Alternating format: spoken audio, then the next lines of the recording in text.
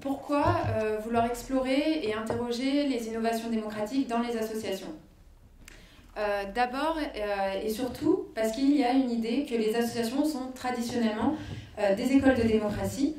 c'est-à-dire des espaces d'apprentissage de compétences civiques et sociales. Pour Alexis de Tocqueville, par exemple, en démocratie, la science de l'association est une science mère.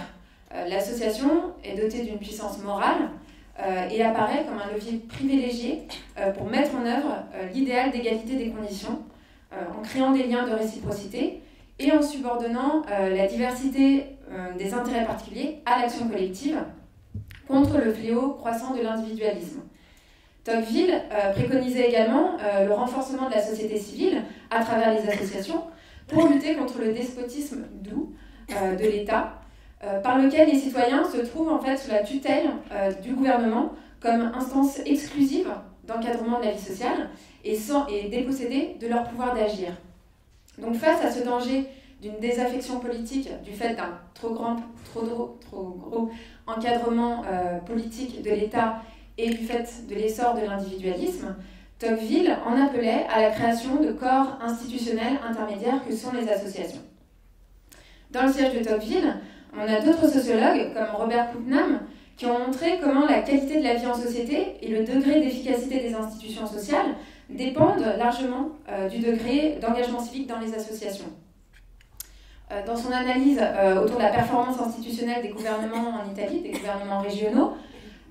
il remarque un lien entre performance des institutions politiques représentatives et le caractère de la vie civique, ce qu'il appelle la communauté civique,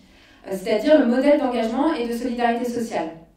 Et il est clair à quel point la densité de la vie associative constitue un facteur clé dans le renforcement de cette communauté civique. Il montre surtout que les associations sont des espaces privilégiés de production de capital social, c'est-à-dire de réseaux horizontaux de réciprocité et de confiance entre les individus, d'échanges interpersonnels qui se distinguent des modes d'organisation verticaux et hiérarchiques. Donc selon lui, c'est bien le capital social, entendu comme un réseau horizontal d'engagement civique, qui facilite la coopération entre les citoyens au service de bénéfices collectifs, qui doit assurer le maintien de la démocratie et la performance des gouvernements. Enfin, historiquement, l'associationnisme a été un laboratoire d'expérimentation autogestionnaire pour le mouvement ouvrier à partir des années 1830 et 1840, à la fois en Espagne, en Angleterre, en France, pour lutter pour diverses choses, pour limiter les durées de travail, organiser l'assistance, prévenir le chômage, favoriser l'auto-formation à travers l'éducation populaire et donc lutter contre l'analphabétisation, maintenir les salaires, abolir le marchandage, etc. Tout cela à travers des modes d'organisation par adhésion volontaire et un système représentatif qui élisait ses membres. En outre, les associations ont souvent été des foyers de politisation militante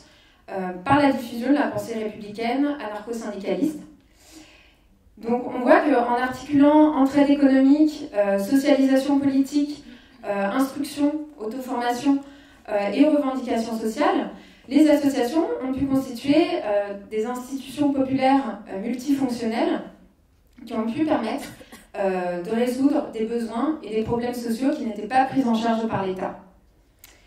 Donc ce lien ancien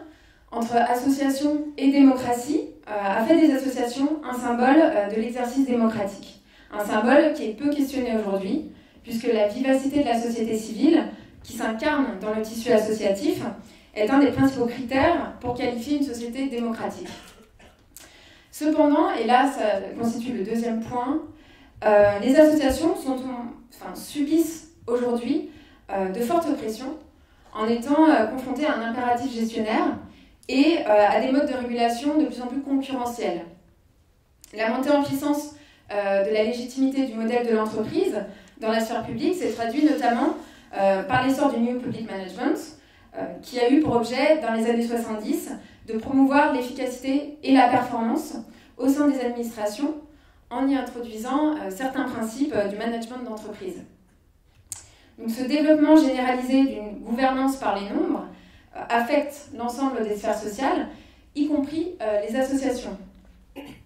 Elles sont exhortées à mettre en place une rationalisation professionnelle, une technicité administrative, à accroître les logiques gestionnaires par des démarches d'évaluation quantitative, l'identification de bonnes pratiques réplicables et standardisables, une place de plus en plus importante conférée à l'auditabilité, bref. Enfin, dans un contexte de passage d'une culture de la subvention à une logique d'appel d'offres à travers des marchés publics, les associations sont de plus en plus mises en compétition entre elles et avec les entreprises afin de décrocher des contrats sur des projets limités, ce qui tend à les restreindre à un rôle de prestataire, d'exécutant, voire de sous-traitant de services publics, sans possibilité, ou en tout cas sans reconnaissance de leur capacité à exercer un rôle de contre-pouvoir autonome. Enfin, cette extension du champ concurrentiel s'accompagne d'une raréfaction des financements publics qui amène les associations à se tourner de plus en plus vers les financements privés, le mécénat d'entreprise, les fondations, et donc à accroître leurs ressources commerciales. Tous ces différents facteurs tendent à favoriser un glissement de l'associatif vers le modèle privé de l'entreprise. Et d'ailleurs, parallèlement à cette précarisation du monde associatif, on observe aujourd'hui une valorisation du modèle du social business ou de l'entreprise sociale comme un compromis entre objectif social de sauvetage des pauvres et productivité, et qui témoigne d'une récupération de la solidarité philanthropique, de la philanthropie, par le capitalisme néolibéral qui va l'intégrer dans ses registres de légitimation. Donc cette prédominance du social business, de l'entreprise sociale, tend à renvoyer les associations vers une forme d'archaïsme en les incitant à se ranger sur le modèle de l'entreprise. Donc à cet égard, on peut citer par exemple les incubateurs d'entreprises sociales qui vont former les porteurs de projets pour réaliser des business plans. On peut citer également la mise en place des Social Impact Bonds ou contrats impact social qui introduisent en fait le raisonnement du marché dans la protection sociale en facilitant l'investissement privé dans les projets sociaux, ou encore l'incitation aux fusions-absorptions des petites associations par des grands groupes d'activités sanitaires ou sociaux plus rentables. Cela, à contrario, par exemple, du modèle de la fédération développé au XXe siècle dans les milieux de l'éducation populaire et qui préservait l'identité des petites associations et le principe associatif. Donc, tous ces exemples sont des incarnations de la financiarisation des associations et de leur mise au pas selon les préceptes du néolibéralisme, dont certains théoriciens, comme Friedrich Hayek, en appellent aujourd'hui à une dépolitisation des associations jugées dangereuses pour le libre déploiement des forces du marché. Les luttes pour la justice sociale portées par les associations sont perçues comme nuisibles, en cela qu'elles peuvent influencer l'action publique et donc aller à l'encontre d'un idéal d'autorégulation du marché. Donc face à ces différents enjeux que j'ai cités, domination du modèle entrepreneurial, régulation concurrentielle, impératif gestionnaire, les associations peuvent-elles encore constituer des creusets d'innovation démocratique ? Face à ces tentatives de formatage institutionnel et marchand,